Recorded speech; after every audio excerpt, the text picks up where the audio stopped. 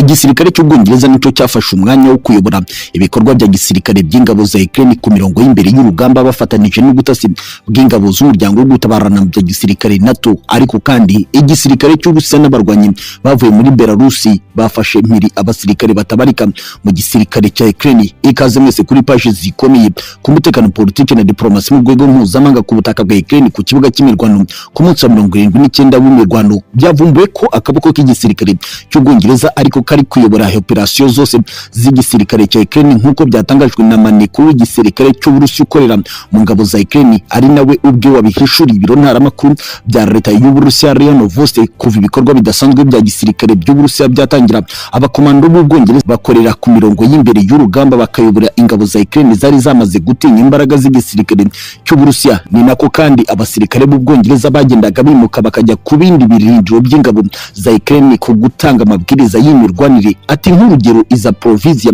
mu majyepfo akira uburasirazuba bwa Ukraine mu mpera z'ukwezi kwa kane n'intangiriro z'ukwezi kwa gatanu ku itariki 6, abo bakomando ntibajyaga kure y'ahari kubera imirwano. Ni nabwo kandi batayo 60 y'igisirikare kirwanisha intwaro ziremereye yongeraga kubona imbaraga bitewe n'Abongereza bafashwaga n'abatasi b'umuryango wo gutabarana bya gisirikare NATO. Urebye neza Abongereza nibo bongeye guhuza ibikorwa bya gisirikare ku ruhande rw'ingabo za Ukraine kuko bari batangiye guhunga ibice byinshi byaberagamo imirwano nk'uko byatangajwe na bamane kuri gisirikare cy'Uburusiya. Cyakora cyo ibi byavuzwe byemejwe n'umuvugizi w'igisirikare cy'Uburusiya General Gore Konachev. Ati gusoma ikarita y'urugamba byarabagoraga, ari nacyo cyakosowe n'abakomando b'Ubwongereza. Ni nako kandi ku rundi ruhande ingabo z'Uburusiya zifatanyije n'abarwanyi b'abacancuro barwanira uruhande rwa Perezida Vladimir Putin bongeye gufata mpira abasirikare benshi batabarika bo mu gisirikare cya Ukraine. Ahangaha byabereye ni muri Kyiv na Lviv mu burengerazuba bw'iki gihugu. Nk'uko byavuzwe, operasiyo yarayibaye mu ijoro yari yo kunegekaza burundu abasirikare barwanisha intwaro ziremereye mu gisirikare cya Ukraine. Ati abarwanyi b'abakomando bavuye muri Belarusi n'abahanga mu kwinjira mu birindiro by'umwanzi bakamubuza amahwemo, ari nabyo byavuyemo gufata bamwe mu basirikare bakomakomeye mu gisirikare cya Ukraine bakoreshaga intwaro ziremereye. Ibi byavuzwe kandi n'ikinyamakuru Belarus Partizan cyabonye amakuru y'indani avuye ku mirongo y'imbere y'urugamba ku butaka bwa Ukraine, cyavuze ko kuba abakomando bakomeye bo muri Belarus barinjiye mu birindiro by'umwanzi ari we igisirikare cya Ukraine baramunegekaje, bigatuma ubu ngubu bari kuraswaho ubutitsa nta garuriro. Abenshi mu basirikare mu gisirikare cya Ukraine ku rugamba bakaba batangiye kwisha mu myobo mu rwego rwo kwirinda ko bakomeretswa n'ibisasu bakomeje gusukwaho n'igisirikare cy'Uburusiya gifatanyije n'abacancuro bo muri Belarus.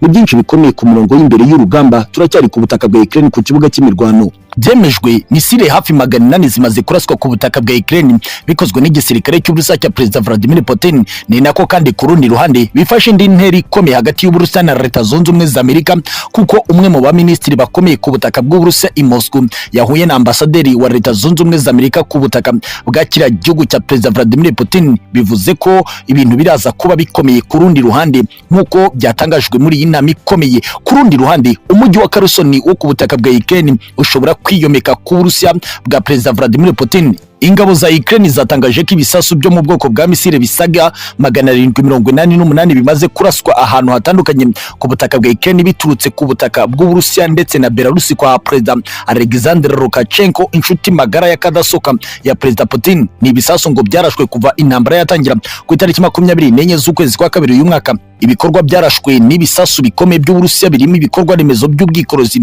mu majyepfo n'uburasirazuba bwa Ukraine, kimwe n'ibikorwa remezo by'ingenzi ku gihugu nk'uko byatangajwe na Alexei Gromov, umwe mu bategetsi b'ingabo za Ukraine uri ku rugamba. Uburusiya kandi na Leta Zunze Ubumwe za Amerika bikomeje guhangana, ndetse Amerika irimo guha intwaro nyinshi cyane Ukraine irimo kurwana n'Uburusiya. Hari n'amakuru ko Leta Zunze Ubumwe za Amerika ariyo yagiye iha Ukraine amakuru y'amerekezo abasirikare bakuru b'Uburusiya bahereremo, maze ikabarasaho bamwe bagahitanwa n'ibisasu by'igisirikare cya Ukraine. Kuri uyu wa gatatu Minisitiri wungirije w'ububanyi n'amahanga w'Uburusiya Sergei Ryakukov yagiranye ikiganiro gikomeye na ambasaderi wa Leta Zunze Ubumwe za Amerika mu Burusiya John Sullivan i Moscow. Baganiriye ku mubano w'ibihugu byombi uri mu bihe bigoranye muri iki gihe. Ambasade ya Leta Zunze Ubumwe za Amerika mu Burusiya yatangaje iti Leta Zunze Ubumwe za Amerika ziyemeje gukomeza gufungura amayira y'itumanaho ryacu hamwe na guverinoma y'u Burusiya hagamijwe guteza imbere inyungu za Leta Zunze Ubumwe za Amerika ndetse no kugabanya ibyo by'ukwibeshya bishobora kuba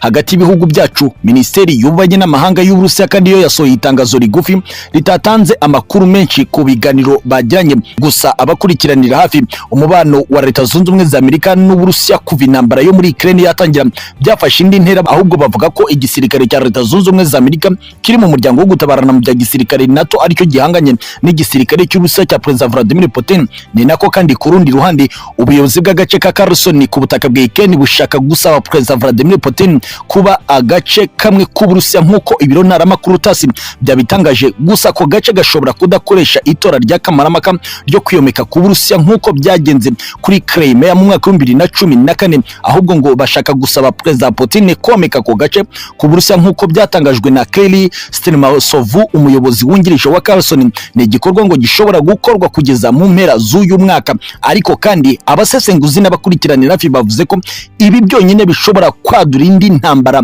ihinduye isura ku butaka bwa Ukraine, kuko Perezida Volodymyr Zelensky atabyumva neza ukuntu ubutaka bw'igihugu cye bushobora kwiyomeka mu buryo bweruye kandi ku mugaragaro nta tora ribayeho ku butaka bw'Uburusiya bwa Perezida Vladimir Putin. Systeme y'ubwirinzi y'ibisasu by'indege ya S-300 mu gisirikare cya Ukraine yasandajwe n'igisirikare cy'Uburusiya hafi neza ku mupaka muri Kharkiv mu burasirazuba bwa Ukraine.